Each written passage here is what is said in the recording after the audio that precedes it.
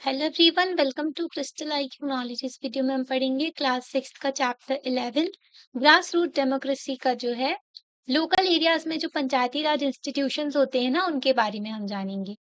तो हमने देखा था नेशनल लेवल पे होती है पार्लियामेंट, जिसमें बैठते हैं मेंबर ऑफ पार्लियामेंट। फिर स्टेट लेवल होते हैं, स्टेट लेवल में स्टेट लेजिस्लेटिव असेंबलीज होती हैं। यहाँ पर कानून बनाए जाते हैं स्टेट के लिए। यहाँ पर एमएलएज बैठते हैं, ठीक है। और फिर लोकल जो गवर्नेंस होता है, गवर्नमेंट होती है, local government, local self government, उसमें पंचायत एंड म्युनिसिपैलिटीज आती हैं। इस चैप्टर में हम जो है पंचायत के बारे में देखेंगे, फिर उसके बाद में नेक्स्ट चैप्टर में हम जो अर्बन लोकल बॉडीज होती है ना उनके बारे में देखेंगे। महात्मा गांधी बहुत सपोर्ट किया करते थे, ठीक ठीक है, जो पंचायती राज इंस्टीट्यूशंस है इसको।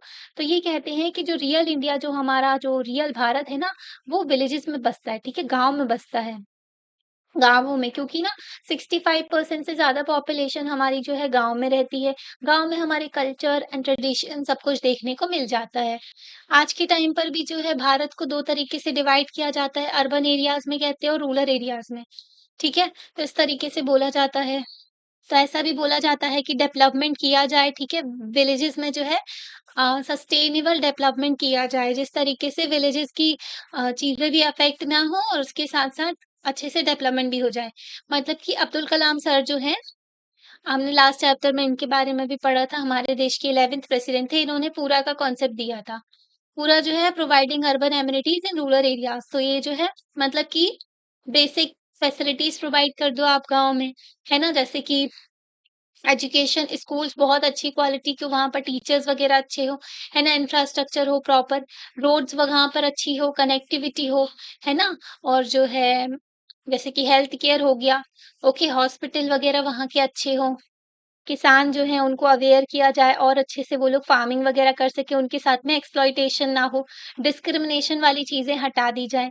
तो ये सारी चीज़ें कि गाँव में भी अच्छे से बेसिक फैसिलिटीज़ प्रोवाइड की जाए, ताकि माइग्रेशन, बहुत ज़्यादा माइग्रेशन देखने को मिलता है गाँव से जो है शहर की ओर जाते हैं लोग, ताकि उनको अच्छी हेल्थ मिल सके, एजुकेशन मिल सके उनके बच्चों को, है ना? और जो है उनको जॉब अपॉर्च्युनिटीज़ के लिए तो ज़्यादातर लोग निकल के आते हैं। इस चैप्टर में हम देखेंगे पंचायती राज इंस्टीट्यूशंस क्या होते हैं, उनके फंक्शंस क्या होते हैं, और ये इम्पोर्टेंट है गवर्नेंस एंड डेमोक्रेसी में, तो ये सारी चीज़ें हम पढ़ेंगे। हम देखेंगे गवर्नमेंट फंक्शंस किस तरीके से करती हैं, कामकाज किस तरीके से होता है लोकल लेवल पे। इस चैप्टर पे हम फोकस करेंगे लोकल गवर्नमेंट पे, जो रूरल एरियाज़ में होती है, ठीक है? अर्बन एरियाज़ वाला हम नेक्स्ट चैप्टर में देखेंगे। तो जो गाँव में कैसे जो गवर्नेंस होता है, ये सारी चीज़ें हम देखेंगे इस चैप्टर में। हम जो है अर्बन एरियाज़ के बारे में नेक्स्ट चैप्टर में देखेंगे। इंडिया ऐसा देश है जिसका साइज़ बहुत बड़ा है ना? यहाँ पर डाइवर्सिटी भी बहुत ज़्यादा है। आप देखो क्लाइमेट में डाइवर्सिटी देखने को मिलती है। अगर कहीं पर ठंडा है तो कहीं पर ज़्यादा बारिश है, तो कहीं पर मॉडरेट टेम्परेचर देखने को मिलता है, कहीं पर बहुत ज़्यादा गर्मी देखने को मिलती है। डेज़र्ट हो गया, कोल्ड डेज़र्ट, हॉट डेज़र्ट दोनों देखने को मिलती है हमारे देश में। हर चीज़ देखने को मिलती है। ओके, कोस्टल एरियाज़ हो गए। ऐसा कोई देश नहीं है जहाँ पर सारी चीज़ें देखने को मिली, है ना? तो हमारे पास जो है जो समुद्र भी देखने को मिलता है, हमारे पास जो है हर चीज़ देखने को मिलती है, बायोडायवर्सिटी बहुत ज़्यादा रिच है। अगर आपको बताएँ हम वर्ल्ड का 2.4% जो एरिया है इंडिया के पास में है, ओके, वर्ल्ड की 18% पॉपुलेशन जो है इंडिया की है, ओके, और जो 8% जो है फ्लोरा एंड फौना बायोडायवर्सिटी देखने को मिलता है। 4% जो है वाटर रिसोर्सेज है हमारे देश में। तो 8% जो 18% पॉपुलेशन के पास में सिर्फ 4% पानी है। 18% पॉपुलेशन जो है 2.4% एरिया में रहती है दे पूरे वर्ल्ड के, ओके, मतलब कि 100% जो है पूरे वर्ल्ड का, तो उसमें 2.4% जो है हमारे देश के पास में है एरिया।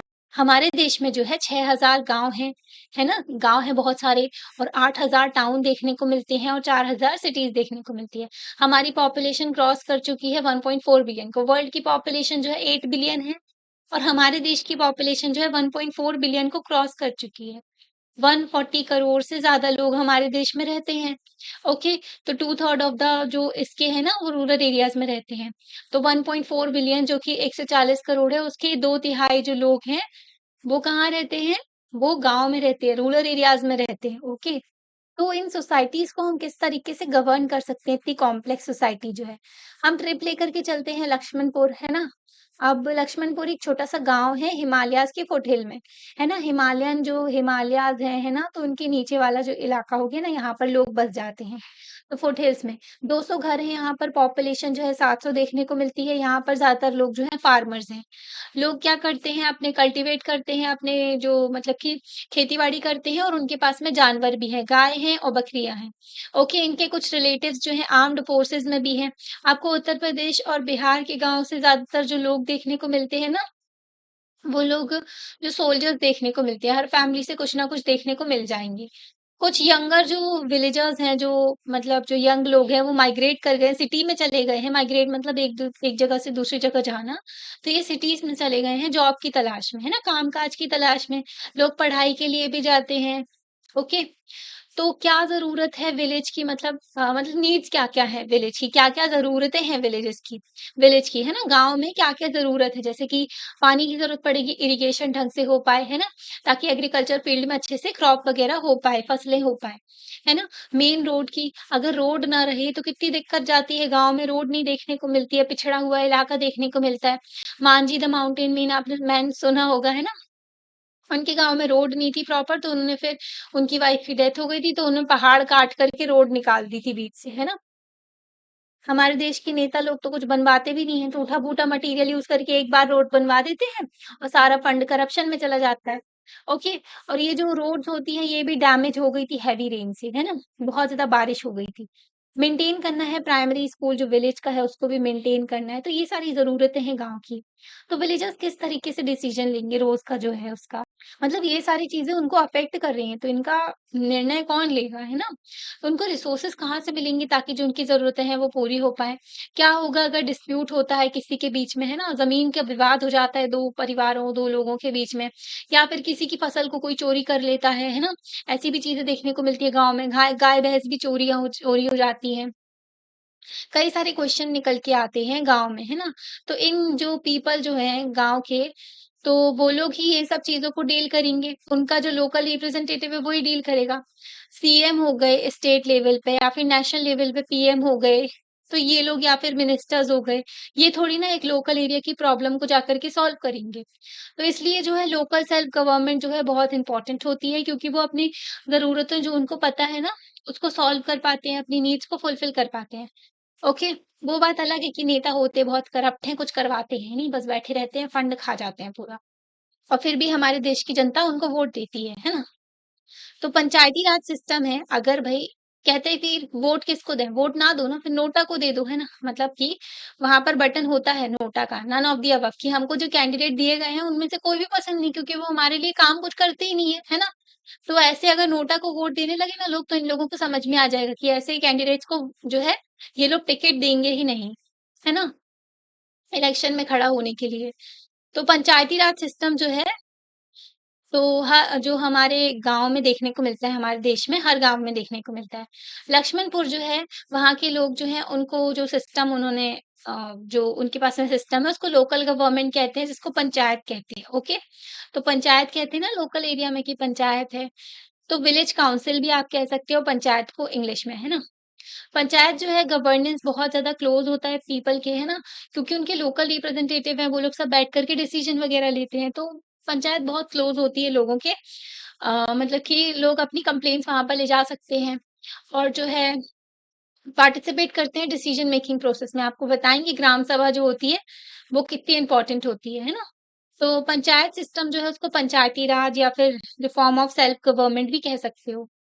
ओके, पंचायत जो है बहुत ही इम्पोर्टेंट रोल प्ले करते हैं लोकल इश्यूज़ को सॉल्व करने में, है ना? तो फादर ऑफ पंचायती राज जो सिस्टम है, वो बलवंत राय को कहा जाता है। बलवंत राय मेहता कमिटी जो थी, तो इन्होंने रिकमेंड किया था 3 टायर सिस्टम जो है पंचायती राज में, ओके?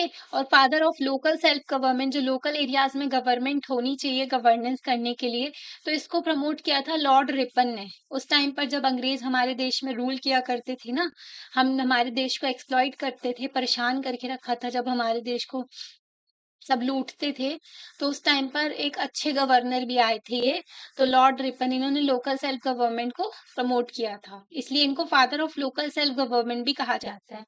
ओके, तो पंचायत जो है लोकल इश्यूज से डील करते हैं, प्रमोट करते हैं डेवलपमेंट वगैरह, और बेनिफिट जो है ना गवर्नमेंट स्कीम के जनता के साथ जनता के पास पहुंच जाए, ये भी इंश्योर करते हैं। 3 लेवल पे देखने को मिलता है। डिस्ट्रिक्ट लेवल पे जो है डिस्ट्रिक्ट पंचायत होती है, जिसको जिला परिषद भी कह सकते हैं। डिस्ट्रिक्ट को क्या बोलते हैं? जिला कहते हैं, है ना? तो डिस्ट्रिक्ट पंचायत और जिला परिषद। सेकेंड नंबर जो होता है ब्लॉक लेवल, जिसमें ब्लॉक पंचायत होती है, और पंचायत समिति और मंडल परिषद भी आप कह सकते हो। इसमें ना कई सारी पंचायत साथ में आ जाती है, तो उनको ब्लॉक पंचायत, पंचायत समिति या फिर मंडल परिषद भी कह सकते हो, है ना? और विलेज लेवल पे लोकल एरिया में देखने को मिलता है विलेज परिषद या फिर ग्राम पंचायत भी आप इसको कह सकते हो, है ना? तो हमने देखा इस डायग्राम से कि पंचायती राज इंस्टीट्यूशन है, 3 लेवल पे काम करता है। बॉटम से अगर हम देखें तो विलेज जो आया, सबसे पहले जो आया गाँव आ गया। गाँव में पंचायत हुई, फिर कई सारी पंचायत को मिलाकर के क्या बना दिया? ब्लॉक पंचायत, है ना? मंडल परिषद भी कह सकते हो आप इसको। ओके, फिर डिस्ट्रिक्ट लेवल पे आ गया जिला परिषद, है ना? या फिर जो है डिस्ट्रिक्ट जो पंचायत हो गई। तो आपको ये याद होना चाहिए, है ना? क्योंकि जो उनके नाम जो है ना कंफ्यूज कर देते हैं सबको। तो 3 टायर सिस्टम देखने को मिलता है यहाँ पर। तो ये जो इंस्टीट्यूशंस हैं, इनकी रिस्पॉन्सिबिलिटीज होती है कि जितनी भी चीजें हैं ना लोगों से रिलेटेड, उनकी लाइफ से रिलेटेड, डिस्ट्रिक्ट में एग्रीकल्चर से रिलेटेड, इरिगेशन वगैरह, हाउसिंग, घरों का या फिर रोड का मेंटेनेंस, और वाटर रिसोर्सेज का मेंटेनेंस, है ना? पानी भी अवेलेबिलिटी कराना ज़रूरी होता है। ओके, लोगों के लिए एजुकेशन अच्छी हो, हेल्थ केयर हो, है ना? सोशल सर्विसेज़ हो, कल्चरल एक्टिविटीज़ हो, तो ये सब बहुत ज़्यादा ज़रूरी होती हैं। तो ये सब काम कौन करती है? पंचायत ये सब करते हैं, है ना? अब हम देखते हैं ग्राम पंचायत के बारे में। हम शुरू करते हैं। ग्राम पंचायत जो है, ये सबसे क्लोज़ेस्ट होती है रूरल एरियाज़ में जनता से, है ना? बहुत ही ज़्यादा क्लोज़ होती है ये, मतलब जुड़ी हुई होती है क्योंकि लोग इससे कनेक्टेड होते हैं। यहाँ पर मेंबर्स जो होते हैं, इनको इलेक्ट किया जाता है ग्राम सभा के थ्रू। तो पंचायत जो होती है ना, उसमें पंच होते हैं, ओके? तो और सरपंच होता है, ठीक है? पंच और सरपंच होते हैं, तो इनको इलेक्ट किया जाता है किसके थ्रू? ग्राम सभा के थ्रू। ग्राम सभा में कौन-कौन आता है? जो भी मेंबर 18 साल का हो चुका है, वोट देने का अधिकार जिनको मिल चुका है। पहले वोट देने का अधिकार 21 साल के लोगों को बस था, है ना? मतलब 21 साल के हो गए तो वोट देने का अधिकार आपको मिल गया है। अब 21 साल के ऊपर जितने भी लोग हैं, सबको वोट देने का अधिकार है। आर्टिकल 326 जो है संविधान का, वो वोट देने का अधिकार देता है, कॉन्स्टिट्यूशनल राइट है। जो वोटिंग राइट है ना, कॉन्स्टिट्यूशनल राइट है। 1989 में जो है इसकी जो डेट जो चेंज कर दी गई थी, डेट नहीं एज, ओके? पहले 21 साल थी ना, तो उसको 18 कर दिया था घटा के कि अब 18 साल के जो लोग हैं और उससे ऊपर के हैं, उनको वोट देने का अधिकार मिल चुका है। ठीक है, तो ये हो गए। तो ग्राम सभा जो हो गई, उसमें मेन वुमेन जो होते हैं, सब लोग डिस्कस करते हैं, जो भी मैटर आता है उनके एरिया से रिलेटेड, और डिसीजंस लेते हैं।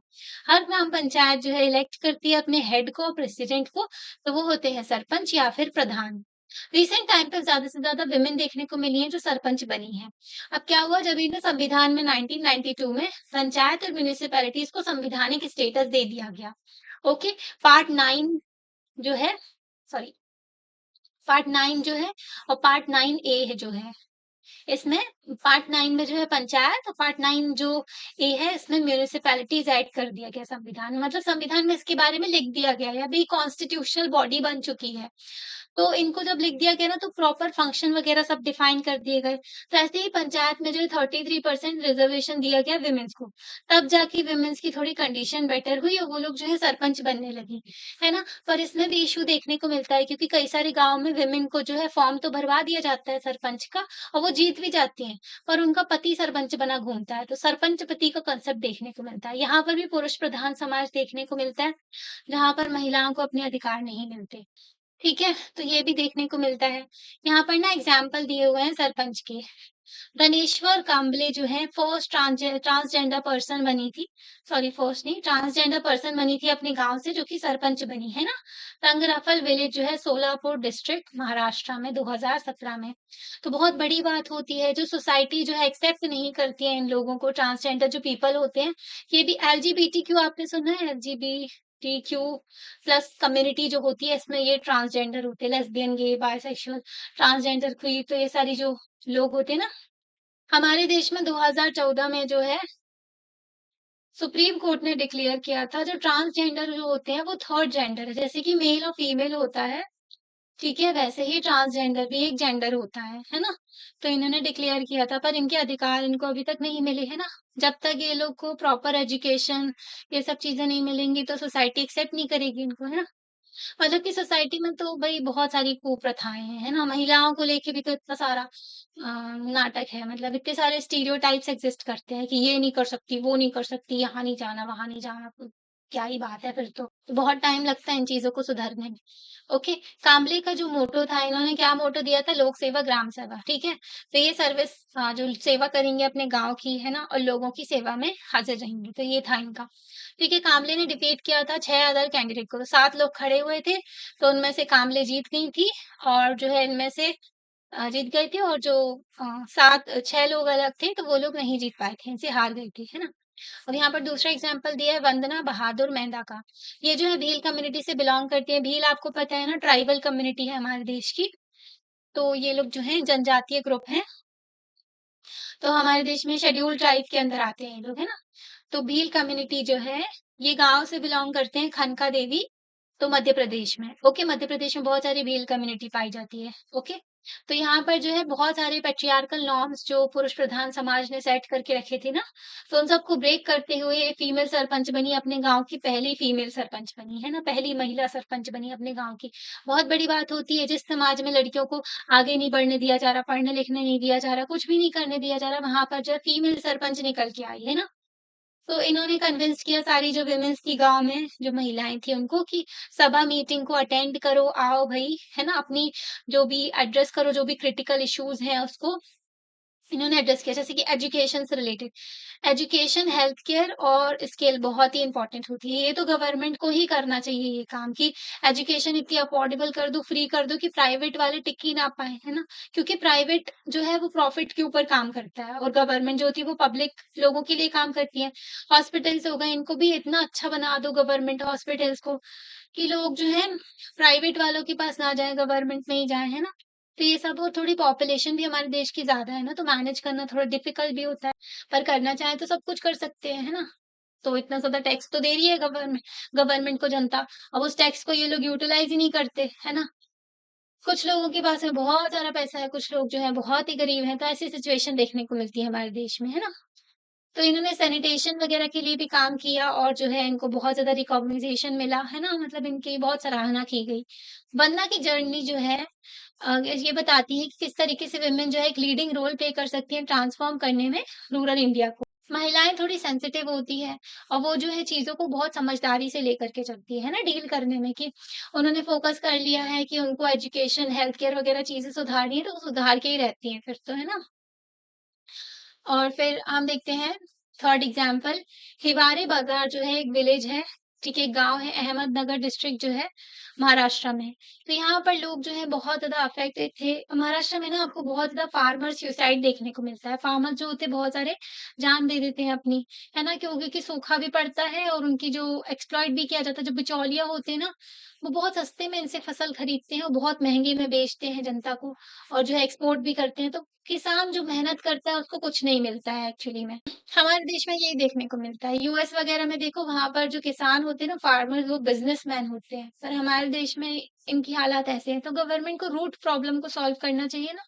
जी बेसिक जो ये प्रॉब्लम जो फेस कर रहे हैं इन सब चीज़ों को। महाराष्ट्र में एक और चीज़ देखने को मिलती है। महाराष्ट्र में एक गाँव है जहाँ पर वाटर वाइव्स का कांसेप्ट देखने को मिलता है। यहाँ पर क्या होता है कि एक इंसान जो है ना पॉलीगैमी प्रैक्टिस करते हैं जो आदमी होते हैं मतलब मल्टीपल शादी कर सकते हैं ये लोग। ओके, तो ये लोग शादी करते हैं, एक जो है बीवी रख ली इन्होंने। फिर उसके बाद में जो है ये इनके घर की हो गई मतलब जो नॉर्मली वाइफ होती है वो और बाकी जो एक और शादी करेंगे वाटर वाइफ कहलाएगी वो सिर्फ पानी भरने के लिए होती है। मतलब देख रहे हो कितने सारे अधिकारों का वायलेशन हो रहा है। एक महिला को जो है अब एक एक सामान की तरह ट्रीट कर रहे हैं। बस वो काम करने की मशीन है ना इस तरीके से कि वो बस पानी भरने के लिए बस होती है। तो महाराष्ट्र में बहुत ज़्यादा सूखा पड़ा हुआ था इस गाँव में।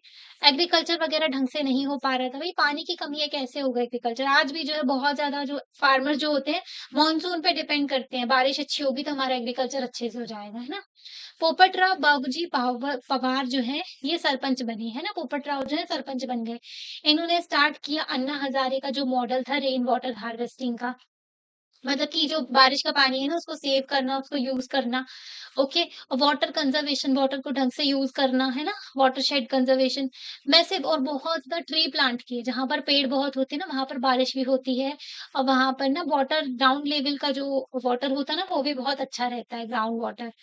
ओके, तो वो भी अच्छा रहता है, रिचार्ज हो जाते हैं इससे ग्राउंड वाटर। अब देखो आप जहाँ पर रोड ही रोड, बिल्डिंग देखने को मिलेगी, यहाँ पर जो है आपको ग्राउंड वाटर रिचार्ज होता नहीं दिखेगा, है ना? मतलब कि पानी जब ज़मीन पानी को सोखती है, जो ज़मीन के अंदर पानी रहता है उसी में आप सबमर्सिबल और ट्यूब लगा कर के फिर पानी निकाला जाता है, बोर कहते हैं ना, बोर करवा ली है, वो ज़मीन के अंदर से पानी निकाल रहे हैं। जब ज़मीन के अंदर पानी तुम नहीं जाने दोगे तो पूरा तो वाटर लेवल तो डाउन हो जाएगा ना, ग्राउंड वाटर लेवल।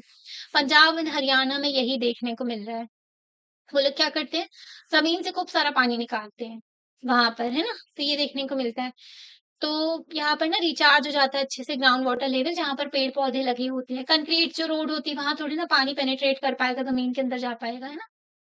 तो कोलैबोरेशन गाँव के लोगों के साथ में मिलकर के जो हेवारे बाज़ार जो है, बहुत ही ज़्यादा ग्रीन, अच्छा खासा हरा हरा हरियाली वाला गाँव बन गया, बहुत ही ज़्यादा प्रॉस्पेरिटी देखने को मिली वहाँ पर।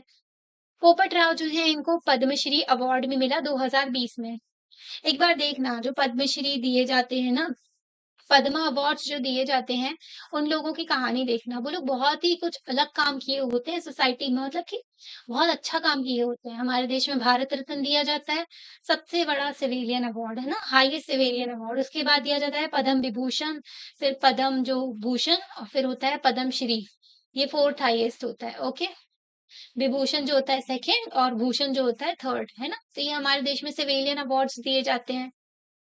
ग्राम पंचायत जो है इसमें पंचायत सेक्रेटरी भी होते हैं, पंचायत सेक्रेटरी असिस्ट करते हैं ताकि एडमिनिस्ट्रेटिव फंक्शंस वगैरह परफॉर्म कर सकें, जैसे कि मीटिंग वगैरह बुलाना और पंचायत की रिकॉर्ड वगैरह मेंटेन करना। तो पंचायत में सरपंच होते हैं, हम देखा कि पंचायत सेक्रेटरी भी होते हैं, है ना? तो यहाँ पर जो है ग्राम पंचायत जो होते हैं और सो इनमें ना एक और ऑफिसर काम करता है जिसको पटवारी कहते हैं। पटवारी वैसे बहुत करप्शन करते हैं अपने देश के, है ना? तो पटवारी जो होते हैं ये कई सारे जो हमारे देश में कई सारी जो जगह है वहाँ पर काम करते हैं। ये क्या करते हैं ज़मीनों का रिकॉर्ड बना कर के रखते हैं, है ना?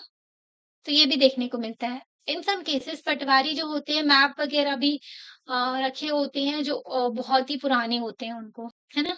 बहुत पुराने-पुराने मैप भी होते हैं पटवारीज़ के पास में। Child friendly panchayat initiative. अब हम देखते हैं जो पंचायत इनिशिएटिव लिया गया था बच्चों के फ्रेंडली, है ना? मतलब बच्चों को इंक्लूड किया गया।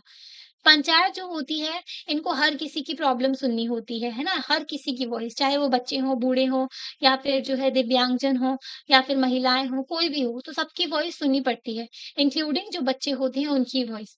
Child friendly panchayat initiative create किया जिससे अपॉर्च्युनिटीज़ मिली, बच्चे जो हैं अपने आइडियाज़ को एक्सप्रेस कर पाएँ। बच्चों को कम नहीं समझना चाहिए, उनके दिमाग भी बहुत चलते हैं ना? उनके ओपिनियंस, उनके व्यूज़ को भी सुनना चाहिए ताकि उनके माइंड को समझ सकें, है ना? आजकल तो सब फ़ोन में ही घुसे रहते हैं। तो ओपिनियंस जैसे कि उनकी वेल-बीइंग से रिलेटेड भी स्टेप्स लिए गए कई सारे स्टेट्स में ताकि एनकरेज कर सके participation of children in the बाल सभास। तो बाल सभा भी बनाई गई जहाँ पर बच्चे पार्टिसिपेट करते हैं, बाल पंचायत भी बनाई गई। रेगुलर बेसिस में उनको सिखाना चाहिए ना, तो विलेज के जो एल्डर्स होते हैं सॉल्यूशन निकालने की कोशिश करते हैं, इनके जो कंसर्न्स होते हैं, इनकी जो प्रॉब्लम्स होती है, बच्चे भी बहुत प्रॉब्लम फेस करते हैं। उनकी प्रॉब्लम्स छोटी होती हैं, पर उनके दिमाग पे गहरा असर डालती है ना? महाराष्ट्र जो है यहाँ पर एग्जाम्पल देखने को मिला कुछ बाल पंचायत का। यहाँ पर इन्होंने काम किया ताकि चाइल्ड लेबर को एलिमिनेट कर सकें। जो बाल मज़दूरी होती है ना, बच्चों से काम कराया जाता है, उसको खत्म करना चाहिए। हमारे संविधान में आर्टिकल 24 जो है ये बोलते हैं प्रोहिबिशन ऑफ चाइल्ड लेबर। और पेंसिल पोर्टल भी है हमारे देश में, ठीक है? जिसमें चाइल्ड लेबर को एलिमिनेट करने की बात करते हैं कि चाइल्ड लेबर और चाइल्ड मैरिज नहीं होनी चाहिए, है ना? Prohibition of child marriage act भी है हमारे देश में, abolition of child marriage act है। छोटे बच्चों की शादी कर देते हैं ना, उनके खेलने के दिन होते हैं, सब करवा देते हैं ना। और जो है बच्चों से काम-काज नहीं करवाना चाहिए, उनका बचपन खत्म होता है। तो यहाँ जो है कई सारे बच्चे जो हैं उनको स्कूल में वापस भेजा गया है ना, उनका उनका काम है पढ़ाई करना, है ना? खेलना-कूदना और पढ़ाई करना, उनको यही करने दो। बाल पंचायत आगे चल के तो भई पूरी ज़िंदगी फिर चक्री बन ही जाती है। तो बाल पंचायत जो होते हैं मेंबर्स ये ना अपने पेरेंट्स को कन्विंस करते हैं, अपने पेरेंट्स को नहीं, मतलब कि बाल पंचायत के जो मेंबर्स होते हैं वो मिल के पेरेंट्स से बातचीत करते हैं, पेरेंट्स के दिमाग खोलते हैं, है ना? और जो एडल्ट्स होते हैं उनको, ताकि दोबारा से स्कूल भेजा जाए उन लोगों को, है ना? नॉट टू अरेंज मैरेजेस, मतलब छोटी-छोटी बच्चों की भी शादी करवा दी जाती है, और लड़कियाँ मतलब थोड़ी बड़ी हों उनकी शादी करवा भई पढ़ाई-लिखाई कर लेने दो, जॉब कर ले अपनी, है ना? अपने पैरों पे खड़ी हो जाएँ, फिर करवाते रहो जो करवाना है शादी-वादी। तो जो लोग पढ़ रहे हैं उनकी शादी ना करवाएँ, तो उन्होंने पेरेंट्स से बात की। ये लोग क्या करते हैं, लड़कियों को लायबिलिटीज़, हमारी सोसाइटी जो है पैट्रियार्कल सोसाइटी, यहाँ पर लड़कियों को लायबिलिटीज़ समझा जाता है और लड़कों को जो है एसेट समझा जाता है। लायबिलिटीज़ मतलब कि कर्ज़ा, पराया धन के नाम पर जो है ऐसी-तैसी करते हैं लड़कियों की, है ना? बचपन से काम कराते रहो, बड़ी हो जाए तो फिर दूसरे के घर भेज दो, ताकि वहाँ पर भी यही काम करती रहे घर का, है ना? और फिर बच्चे हो जाएँ तो उनको सँभालती रहे और ज़िंदगी खत्म। ना खुद जिया, ना कहीं जा पाए, बस घुसे रहो घर में। मतलब अपने पैरों पे फाइनेंशियल इंडिपेंडेंस बहुत ज़रूरी होती है। हर किसी को पैसे वग़ैरह कमाना आना चाहिए, अपने पढ़ा-लिखा होना चाहिए हर इंसान को, है ना? सेवरल ग्राम पंचायत जो है, कई सारी ग्राम पंचायत जो है, उनको अवार्ड भी मिला है चाइल्ड फ्रेंडली इनिशिएटिव लेने के लिए। जैसे कि एक सिक्किम हो गया, सिक्किम को भी अवार्ड मिला है। सिक्किम का एग्ज़ाम्पल भी दिया हुआ है। संगखू राधु राधु खांडू ग्राम पंचायत, ठीक है? तो सिक्किम की ये वेस्ट सिक्किम में एक पंचायत थी। इनको बहुत ज़्यादा इन्होंने इम्पोर्टेंस दिया, जो बच्चों की नीड्स होती है और बच्चों के जो अधिकार होते हैं। जैसे कि हमारे संविधान में आर्टिकल 21 जो ए है ना, 21 ए, ये जो है 86th कॉन्स्टिट्यूशनल अमेंडमेंट करके संविधान में 2002 में ऐड किया गया था। मतलब कि फंडामेंटल राइट बना दिया, बेसिक राइट्स बना दिए इनके, कि इनको जो है जो 6 से लेकर के 14 साल तक के बच्चे हैं, इनको पढ़ने का अधिकार है, ओके? 6 से लेकर 14 साल तक के बच्चे जो हैं, इनको पढ़ने का अधिकार है, इनसे इनका पढ़ने का अधिकार कोई भी नहीं छीन सकता है। अगर कोई ऐसा करता है, तो वो डायरेक्टली सुप्रीम कोर्ट या फिर हाई कोर्ट में जा सकता है ना? सुप्रीम कोर्ट, हाई कोर्ट फिर एक्शन लेते हैं उनके खिलाफ, है ना? ये होता है। पंचायत जो है बिल्ड करते हैं कंपाउंड वॉल्स, जो स्कूल्स में होते हैं ना, दीवारें बनाना, ताकि जो है बच्चे सेफली खेल सकें, ओके? और इंश्योर करने की कोशिश करते हैं ताकि साफ स्वच्छ उनको खाना मिले। मिड डे मील स्कीम जो है 1995 में शुरू की गई थी, जिसमें जो बच्चे क्या होते थे, बहुत ज़्यादा हमारे देश में कुपोषण भी, अंग्रेज़ ना ऐसा बर्बाद करके गए थे हमारे देश को, ऐसा लूट-पीट के गए थे ना, कि सारी चीज़ें सुधारने में बहुत टाइम लग गया, और हमारे पॉलिटिशियन ने भी थोड़ा डिले कर दिया चीज़ों को सुधारने में। ओके। तो कई सारे रीज़न रहे। तो 1995 में जो ज़्यादातर बच्चे ना स्कूल जाते नहीं थे, क्योंकि उनके माँ-बाप कहते थे कि खेती-बाड़ी करो, ज़्यादा हाथ होंगे तो काम-काज मिलेगा, है ना? ये सब चीज़ें। तो घर में हाथ बटाते थे। 1995 में बोला गया कि घर में खाना भी नहीं रहता था ज़्यादा, तो गवर्नमेंट स्कूल में mid day meal scheme launch की गई। इसमें ना बच्चों को खाना दिया जाता था स्कूल में, ताकि वो खाना भी खाएँ और पढ़ाई भी करें अच्छे से, और उनको न्यूट्रिशियस फूड मिले, अच्छा खाना। स्कीम तो बहुत अच्छी-अच्छी रहती है, पर करप्शन इन स्कीम्स को खा जाता है। शहरों में जो स्कूल्स होते हैं ना, उनमें तो भई क्या ही बोले, नगर निगम से खाना बन के आता है, खराब रहता है वो तो। गाँव में तो फिर भी चलो ठीक है कि आंटियाँ आती हैं खाना बनाने के लिए। हमने देखा है स्कूल में, गवर्नमेंट स्कूल में, कि वहाँ पर जो है आंटी आती थी, वो खाना बना कर के बच्चों को फिर देते थे, है ना? उनके अलग-अलग टाइम टेबल हुआ करता था, कि इस दिन ये वाला खाना बनेगा, इस दिन ये वाला, मतलब डिशेज़ बनेंगी। ऐसा होता था, बच्चे बहुत अच्छे से खाना खाए थे। कुछ स्कूल्स अच्छे भी होते हैं, कुछ तो स्कूल बहुत ज़्यादा खराब होते हैं, गवर्नमेंट स्कूल में हालत बहुत खराब होती है। तो वो डिपेंड करता है कि कैसे टीचर्स हैं वहाँ पर, कैसे प्रभारी हैं जो उसको मेंटेन कर रहे हैं। फंड तो बहुत दिया जाता है, पर सब करप्शन में लुट जाता है। ओके। तो ग्राम पंचायत जो होती है कंस्ट्रक्ट करती है किचन्स इन द स्कूल। तो पहले मिड डे मील स्कीम चला करती थी, अब जो है जो रिसेंटली प्राइम मिनिस्टर मोदी ने चेंज कर दी है चीज़ को, और प्राइम मिनिस्टर पोषण शक्ति निर्माण बना दिया है, ठीक है? पीएम पोषण कहते हैं इसको। तो अब वहाँ पर जो है वाटिका वगैरह भी होती है, कि वहीं पर सब्ज़ी वगैरह उगा कर के अच्छा खाना बच्चों को मिले। तो कई सारी चीज़ें उसमें इंक्लूड कर दी हैं मिड डे मील के साथ में, है ना? तो कई सारे एफर्ट्स लगाए जाते हैं। संघाकू जो यहाँ पर जो पंचायत थी ना, इन्होंने डिक्लेयर कर दिया चाइल्ड फ्रेंडली ग्राम पंचायत, ओके? इनको डिक्लेयर कर दिया गया, क्योंकि इन्होंने बहुत अच्छे से बच्चों का ध्यान रखा, ठीक है? ये सारी चीज़ों के लिए। अब देखते हैं हम राजस्थान का एग्ज़ाम्पल, है ना? अब राजस्थान का केस देखते हैं, राजस्थान में भी एक अच्छी चीज़ हुई। चिल्ड्रन्स पार्लियामेंट शुरू की गई, ओके? तो offshoot of bunkers Roy barefoot college, तो बेयरफुट मतलब इनका कॉलेज है, तो वहीं पर जो है इनिशिएटिव लिया गया, कुछ सालों पहले मतलब लिया गया था ये। तो एम्पावर किया जो अंडर प्रिविलेज्ड जो बच्चे हैं ना, जिनको प्रॉपर फैसिलिटी वगैरह कुछ नहीं मिलती, जो पिछड़े हुए इलाकों से हो गए, तो उन बच्चों को, जो गरीब हो जाते हैं, वो बच्चे गरीब होते हैं वो बच्चे, उन सबको इंक्लूड किया गया। राजस्थान के जो रूरल एरियाज़ में उनको एजुकेशन वगैरह प्रोवाइड की गई, और उनको डेमोक्रेटिक पार्टिसिपेशन सिखाया गया, ठीक है? अपने नेता लोगों को तो कुछ आता नहीं है ना? तो मतलब अब छोटे बच्चों को ढंग से अपन चीज़ें सिखाएँ और फिर जब वो बड़े होंगे तो उनको और अच्छे से चीज़ें सिखाएँ तो अच्छी चीज़ रहती है। फिर उसके लिए टीचर्स की भी ज़रूरत होती है, क्योंकि गवर्नमेंट स्कूल के टीचर्स भी करप्ट देखने को मिलते हैं। मतलब क्या ही बोले उनके लिए, सारे नहीं रहते, पर देखने को मिलती हैं ये चीज़ें, है ना? तो चिल्ड्रन जो 18 से 14 साल तक के बच्चे थे, उनको गवर्नेंस प्रोसेस में इन्वॉल्व किया। उनको बताया डेमोक्रेसी क्या होती है, सोशल रिस्पॉन्सिबिलिटी क्या होती है और जो नाइट स्कूल्स क्या होते हैं।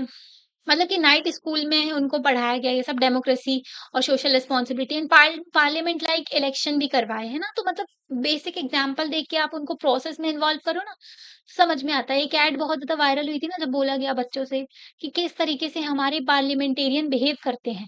सब लोग लड़ने-मरने लगे, है ना? कुर्सी-वुर्सी फेंकने लगे थे। देखने को मिला, अरे बाप रे! मतलब ये अपने पार्लियामेंट में जो बैठे हुए एमपी है ना, जो बूढ़े-बूढ़े, है ना? 60-70 साल के, तो वो लोग यही हरकतें करते हैं, चीखना, चिल्लाना, एक-दूसरे के ऊपर फेंकना, ये सब। ओके, एमएलएज़ भी यही करते हैं स्टेट लेजिस्लेटिव असेंबली में। बहुत ही कम जो है मतलब डिसेंट एनवायरनमेंट देखने को मिलता है। तो वही तो फिर बच्चे देख कर के सीखेंगे, है ना? पार्लियामेंट जो है फॉलो करते हैं फॉर्मल प्रोसीजर्स को, है ना? पार्लियामेंट में कई सारे प्रोसीजर्स होते हैं। वोटर आईडी कार्ड्स हो गया, कैम्पेनिंग हो गई, ये सब चीज़ों को उनको बताया गया। इलेक्टेड रिप्रेजेंटेटिव हो गए, जो हमारे द्वारा चुने गए एमपी, एमएलएज़ होते हैं ना उनको, तो वो लोग जो है कैबिनेट को फ़ॉर्म करते हैं। ओके, कैबिनेट जो कुछ मंत्री जो बहुत ही इम्पोर्टेंट वाले मिनिस्टर्स होते हैं, वो आते हैं कैबिनेट में, जैसे कि होम मिनिस्टर्स हो गए, है ना? होम मिनिस्टर हो गए, एक्सटर्नल अफेयर मिनिस्टर हो गए, जो कि बाहर की चीज़ें जो रिलेशंस होते हैं, उनको मेंटेन करते हैं। फाइनेंस मिनिस्ट्री हो गई, जो पैसे को देख-रेख करती है ना? तो इन सबको स्कूल मैनेजमेंट को किस तरीके से ओवरसी करना है ना, एडवोकेट करना, कम्युनिटी की नीड्स के बारे में देखना। तो बेसिकली बच्चों को पूरी चीज़ें सिखाई गई, पार्लियामेंट का काम कैसे होता है, डेमोक्रेसी, इलेक्शन वगैरह हर चीज़ के बारे में। इनिशिएटिव ना इसके थ्रू क्या हुआ, बच्चों के अंदर लीडरशिप क्वालिटी निकल के आई, है ना? स्किल्स निकल के आए, सोशल अवेयरनेस निकल के आई। कई बच्चे जो बहुत ज़्यादा शाय होते हैं, उनसे बोला नहीं जाता है, इंट्रोवर्ट भी होते हैं बहुत सारे बच्चे, कई सारे एंग्ज़ायटी भी होती है लोगों को बोलने में, तो इससे ना लोगों का थोड़ा-थोड़ा करके वो लोग खुल जाते हैं, उनका बिहेवियर थोड़ा खुल जाता है, वो बताने लगते हैं, अपनी चीज़ों को एक्सप्रेस करने लगते हैं। ओके, तो लीडरशिप निकल के आई, स्किल क्वालिटी, सोशल अवेयरनेस निकल के आई, बच्चों को सिखाया गया ओके, कि चैलेंजेस जो सोसाइटल नॉर्म्स होते हैं, एडवोकेट करना चेंज को, हर जो पुरानी चीज़ जो है वो अच्छी नहीं होती है ना? कई सारी कुप्रथाएँ हमारे देश में एक्ज़िस्ट करती थी, जैसे कि सती प्रथा हो गई, तो उसको चेंज करने की ज़रूरत थी। विडो रीमैरेज को अलाउ नहीं किया जाता था। मत सती प्रथा में जो ज़िंदा जैसे एक औरत है, उसका पति जो है उनकी डेथ हो गई है, तो उस पति के साथ उस ज़िंदा औरत को भी जला दिया जाता था। तो ये सती कहलाता था, ठीक है? तो इसको भी खत्म करना ज़रूरी था। ऐसे ही आज के टाइम पर भी कई सारी जो है प्रॉब्लम्स देखने को मिलती हैं हमारे समाज में। जैसे कि जो सेम काम अगर लड़की करती है और सेम काम अगर लड़का करता है, तो लड़के को ज़्यादा पैसे मिलते हैं, लड़की को कम दिया जाता है। ये कहलाता है पे गैप। जेंडर पे गैप देखने को मिलता है। जो हमारे देश में भी नहीं, कई सारे देशों में ये देखने को मिलता है, ये जेंडर पे गैप। कई सारे देश हैं जहाँ पर वुमेन्स को बिल्कुल भी फ्रीडम अलाउ नहीं होती। ओके, जैसे कि सऊदी अरेबिया की बात करें, वहाँ पर तो वुमेन को बात करें तो 1 man is equal to 2 women ऐसा माना जाता है। वहाँ पर वुमेन की भी उतना उनको वोटिंग राइट भी नहीं था पहले, अब तो चीज़ें थोड़ी-सी बेहतर हुई हैं, वोटिंग देने लगे हैं शायद। वहाँ पर तो वैसे ही प्रिंस का रूल होता है। तालिबान में देखें तो वहाँ पर तो भई नर्क बना हुआ है वुमेन्स के लिए। अफ़गानिस्तान है ना, अफ़गानिस्तान में टेररिस्ट ग्रुप तालिबान ने कब्ज़ा कर लिया था। ओके? तो यहाँ पर जो है वुमेन्स की कंडीशन बहुत ही गई-बीती है। होता है ना कि महिलाओं को बाहर काम नहीं करने दिया जाता, उसके भी सपने होते हैं कि बाहर पढ़े वो, आगे बढ़े। तो इन सब चीज़ों को बदलना ज़रूरी है कि सोसाइटी में जो वुमेन्स को रोका जाता है, फीमेल्स का पार्टिसिपेशन रोका जाता है।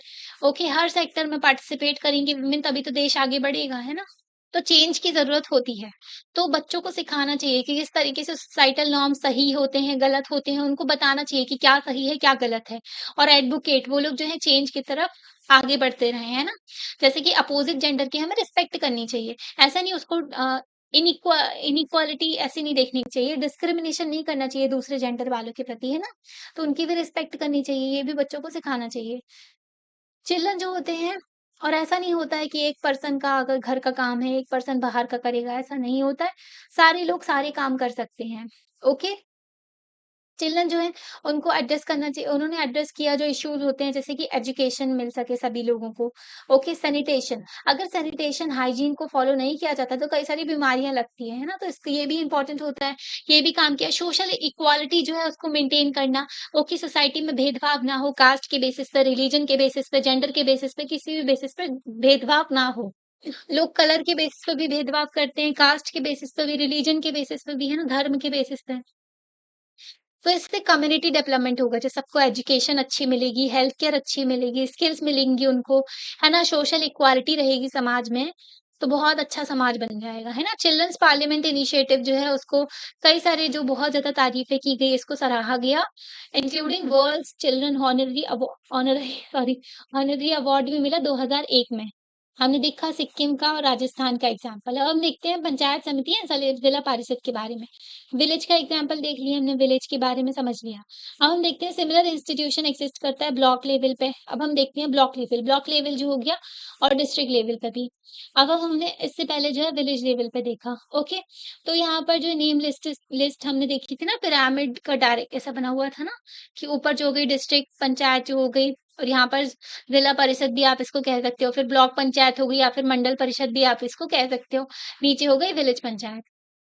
पंचायत समिति जो है यहाँ ब्लॉक लेवल पे लिंक होती है ग्राम पंचायत की एंड जिला परिषद की। इन दोनों को लिंक करती है ये। ओके, गांव को और डिस्ट्रिक्ट को जो है कनेक्ट कर रही है ब्लॉक पंचायत। ओके, तो मेंबर्स जो होते हैं इन इंस्टीट्यूशन के इलेक्ट किए जाते हैं लोकल लोगों के द्वारा। तो ब्लॉक पंचायत में भी जनता ही चुन के भेजती है अपने लोगों को।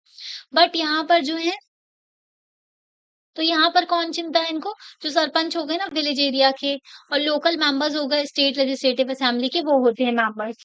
तो यहाँ पर क्या होता है कि जो लोकल जो लोग होते हैं ना, वो लोग भी इनको चुनते हैं ब्लॉक पंचायत में बैठने के लिए लोगों को।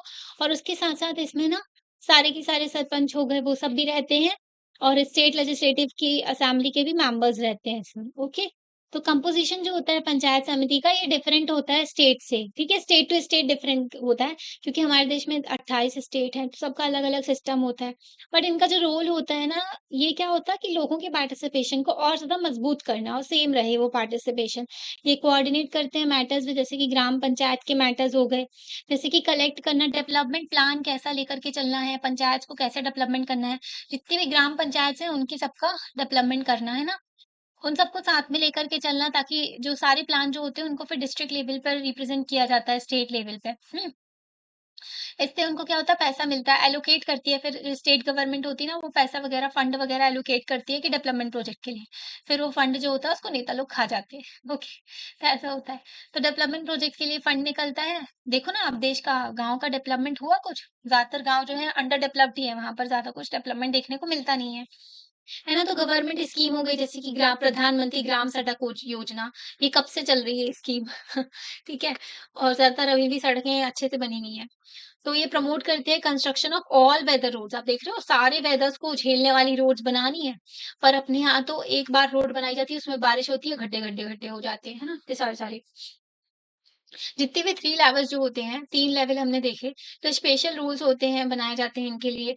जो डिसएडवांटेज जो सेक्शंस होता है ना, उन जो पॉपुलेशन है डिसएडवांटेज, जिनको ज़्यादा एडवांटेज नहीं मिलते, जिनके साथ में जो गरीब होते हैं, जो मार्जिनलाइज़्ड होते हैं, तो उनकी प्रॉब्लम्स और उनकी नीड्स को जो काउंटर किया जा सके, मतलब कि उनके ऊपर ध्यान दिया जा सके, उनकी ज़रूरतों को ध्यान दिया जा सके, है ना? उनकी प्रॉब्लम्स को सॉल्व किया जा सके, तो ये काम करते हैं। ये जो इंस्टीट्यूशंस होते हैं, इनमें भी रिज़र्व की गई है, 1/3 सीट रिज़र्व की गई है वुमेन्स के लिए, ओके?